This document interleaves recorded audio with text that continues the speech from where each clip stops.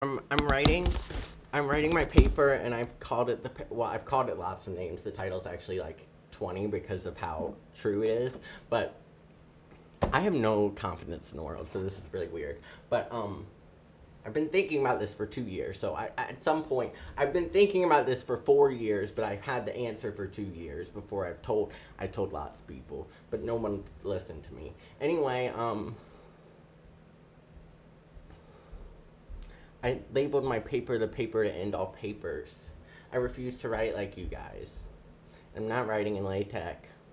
I refuse. Because why should I have to write in LaTeX?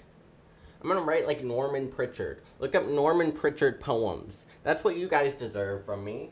I'm not playing this game. I'm sorry. You guys are on another level.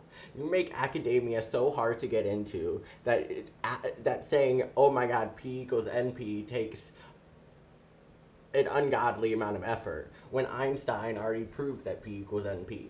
Einstein was a strict determinist. Then you guys found quantum mechanics, and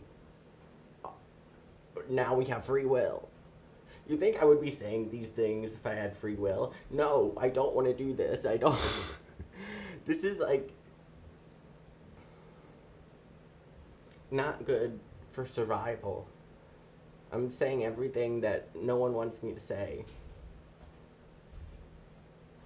But I'm right. And I'm even more positive I'm right because of that video I just posted. And I've never been right about anything in my life.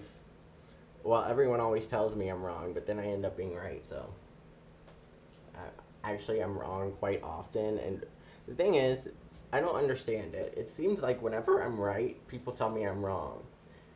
And whenever I'm wrong, it's when I just did what people told me to do.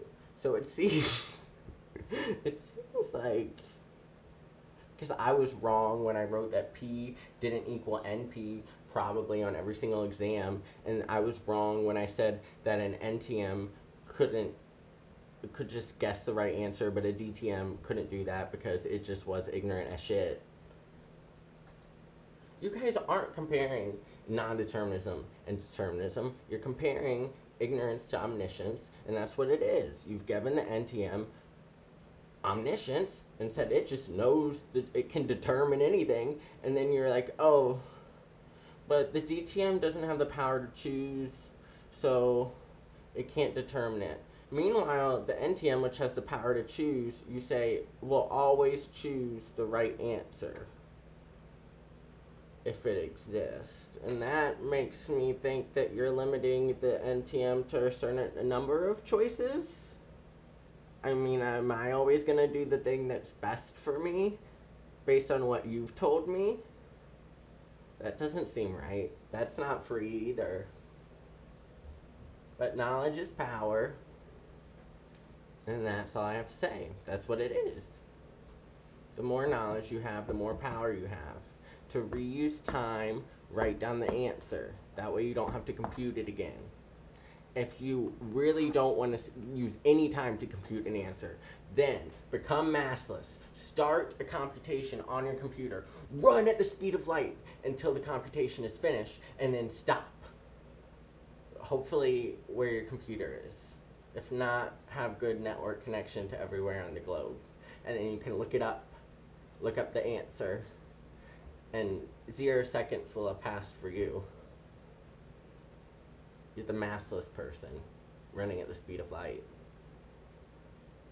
That's why my favorite paper on GJ Woginger's list. I don't know how you say his name.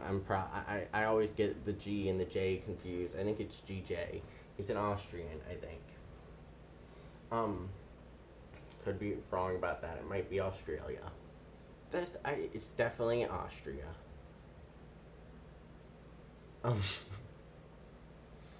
Anyway,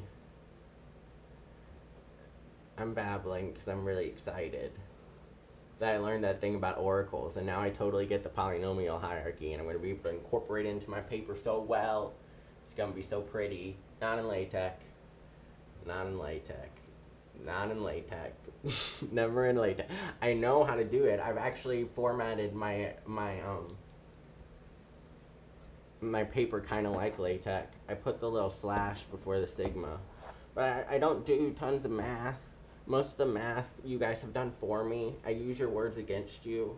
Like, most of my complexity classes stay where they are because the verifier's bound. You can't guess the verification, but you can guess the determiner. I wonder if that's what my professor told me, that I just had an oracle and I couldn't do that. Because I emailed him and I don't know what he said back. But I'm pretty sure you probably didn't agree. It's okay. It's okay, I'm not gonna read it. But if he did say oracle, I should respond, yes. I should just listen to what he has to say, because even if he hates me and says something bad about my paper, then I will at least know another hole that I'm missing. And not a hole in that it can't be filled. Just you guys have come up with some system on top of my system such that what I'm saying can't be true. Honestly, I kind of want to take out the oracle part of my paper, just so someone's like, you've just programmed a machine that's an oracle. And I can be like, yeah, but I also collapsed the polynomial time hierarchy, motherfuckers. Like, I now that I'm thinking about it, the polytime hierarchy doesn't really make any sense, so it makes sense that it's collapsing. Like, none of it makes sense. Not one part of it. So, all of these things make sense. Einstein was a strict determinist. My cat's eating something on top of my refrigerator because I'm ignoring him and he's pissed off, so goodbye.